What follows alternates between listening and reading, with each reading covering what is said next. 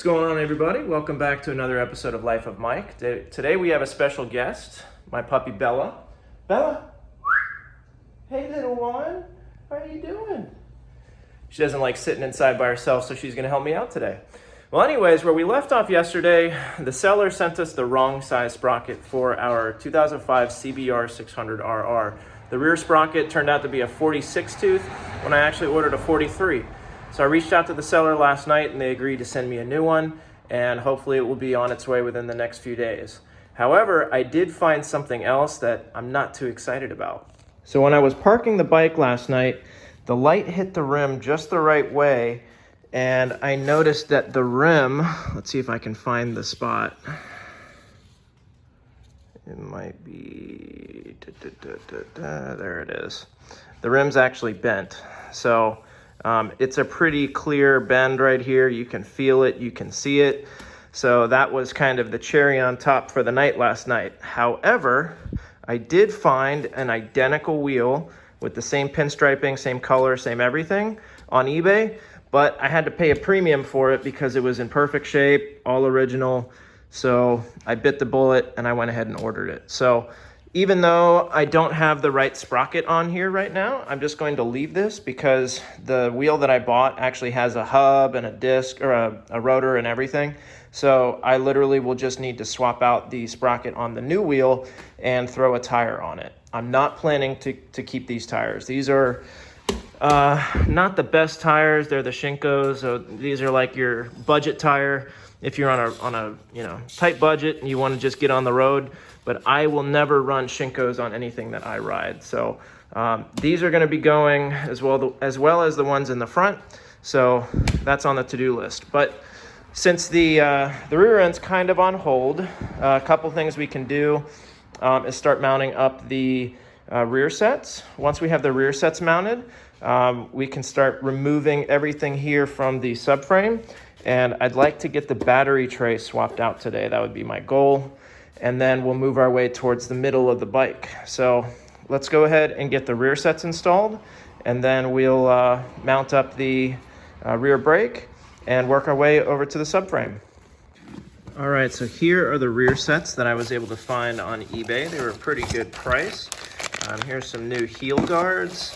You can see you've got this looks like the rider side rear set, and I believe this is the passenger side rear set.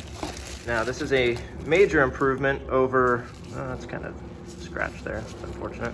Anyways, it's a major improvement over what was there before. So here's the old passenger, or not passenger, but the left side rear set versus our new one.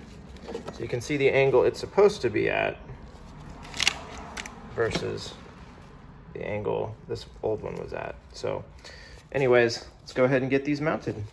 So as I was starting to put together the rear sets, I was thinking about this, and I think that I'm actually going to do the battery tray first, because once I install my rear set here, it's going to limit my access for when I'm reinstalling the exhaust. So now that the swing arm is off and everything, we can put the exhaust back on. But before we do that, I want to make sure that I don't need access to anything under here when I'm doing the subframe and the battery tray here. So let's switch it up. We're going to do the battery tray first, and then we'll do the rear sets afterwards.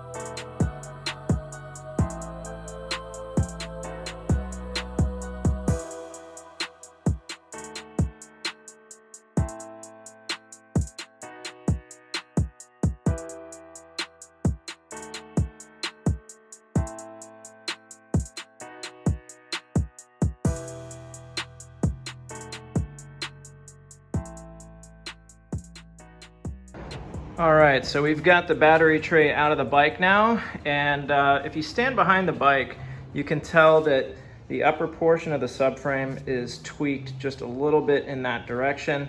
Part of me wants to heat it with a torch and just twist it, and that's honestly probably what I'll do just to get it back into shape. I was looking at some used ones online, and some of them actually look worse than this.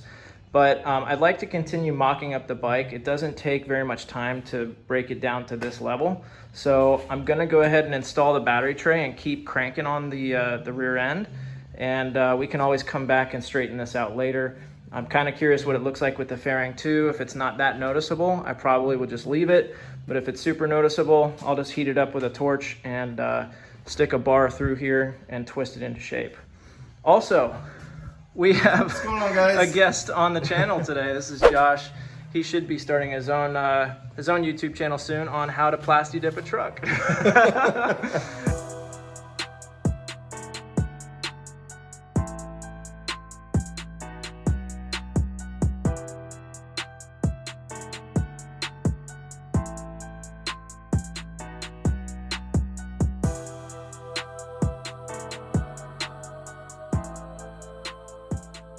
All right, so we've got the battery tray all installed. I don't have the fasteners to tighten it down yet. I did strip out one of these guys when I was removing the old battery tray, so I will need to get some new fasteners back here. If I didn't already order them, I do have a shipment that came in from Partzilla for all these other fasteners. I can't recall if I bought new ones for here. I hope I did, that'd be awesome. But overall, I'm really happy with how everything lined up. You can see I've got the wire routing all fixed now. This is a complete mess before. Everything is now in its correct spot. So we should be good. I'll tuck this away from the power commander nice and neat later. But pretty much this will be for the turn signals and tail light, I believe. And I don't think I can mount the tail light until I have the tail section. So I'm at a good stopping point to go get some lunch, and I'm gonna go ahead and just clean up the tools, and we should be good to go. Any words to share with the viewers? I don't know if you guys have seen these yet, but that's where we're gonna take the lunch. Absolutely.